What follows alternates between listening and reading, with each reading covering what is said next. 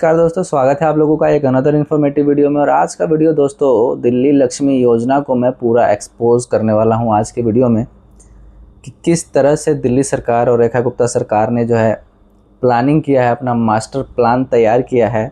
दिल्ली की जनता यानी कि दिल्ली की खासकर जो है दिल्ली की महिलाएं जिनके साथ दोस्तों खेल किया गया है, एक साजिश रची गई है कि किस तरीके से किन किन महिलाओं को दिल्ली लक्ष्मी योजना के स्कीम के पात्रता के लिस्ट से बाहर रखा जाए, उसकी प्लानिंग तैयार की गई है। तो आज की वीडियो में सारी चीज़ें मैं आप लोगों को बताऊंगा। अगर आप लोग उससे सहमत हों तो कमेंट करके ज़रूर बताना कि क्या ये सच है और जो मैं बता रहा हूँ क्या ये सच है।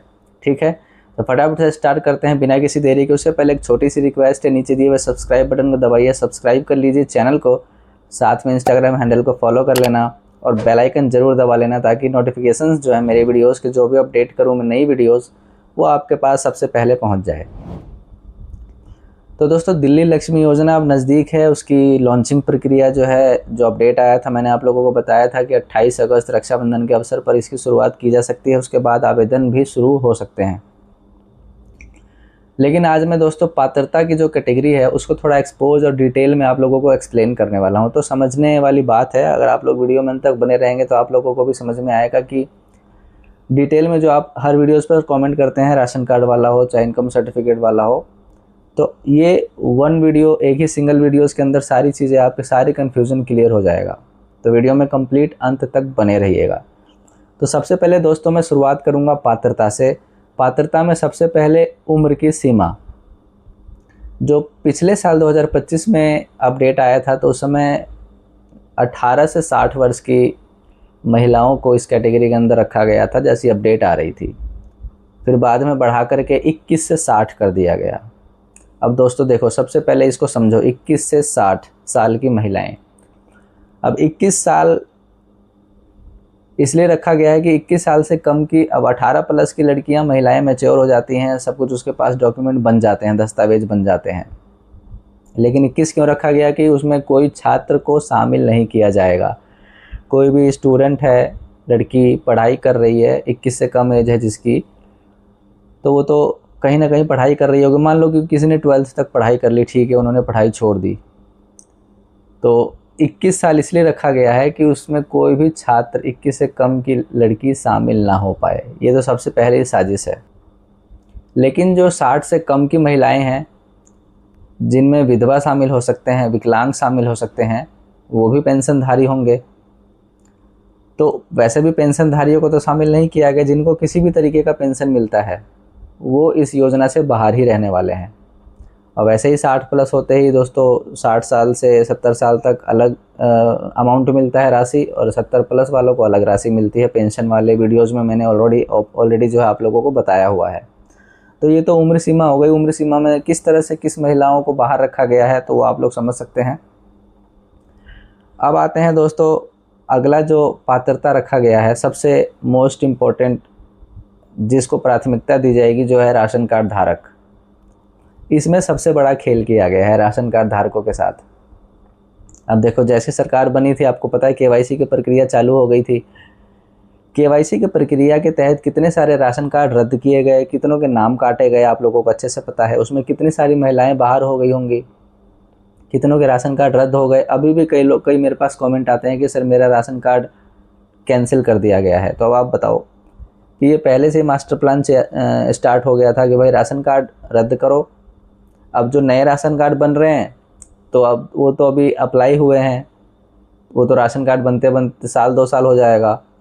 कई भाई ये भी मेरे से कमेंट करके पूछ रहे थे कि सर मैंने 2019 में राशन कार्ड अप्लाई किया था, उसकी स्लिप है तो क्या वो चल जाएगी? नहीं, स्लिप काम नहीं करेगा। प्रॉपर राशन कार्ड होना चाहिए, बना हुआ राशन कार्ड बना होना चाहिए, और उसमें भी प्राथमिकता उसको दी जाएगी। मैंने पिछली वीडियो में बताया था राशन कार्ड कि इन राशन कार्ड धारकों को केवल मिलेगा, जिसमें मैंने बताया था कि AAY और BPL यानी कि PHH, इनको प्राथमिकता दी जाएगी। बाकी राशन कार्ड धारकों का नंबर बाद में आएगा।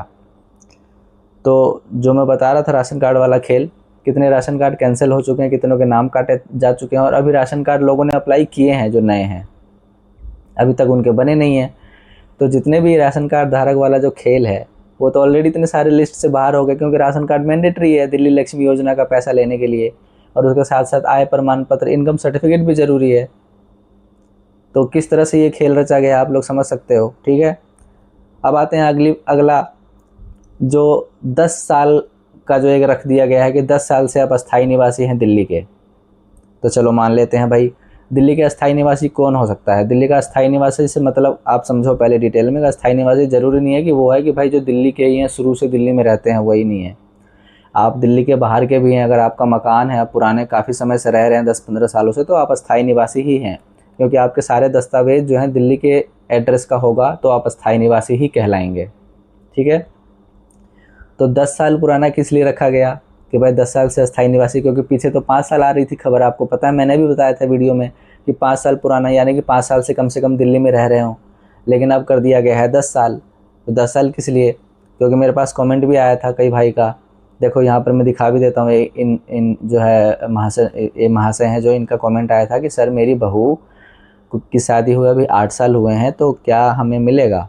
तो मैंने इनको कमेंट का रिप्लाई करके बताया था कि जी अगर आपका परिवार 10 साल से ज़्यादा से दिल्ली में रह रहा है, तो बहू तो भाई शादी करके तो लाया जाएगा ना, किसी को शादी करके लाएंगे, उसका परिवार तो रह रहा है ना काफ़ी टाइम से, तो वो इस में एलिजिबल हो जाएंगे, यानी कि पात्र हो जाएंगे।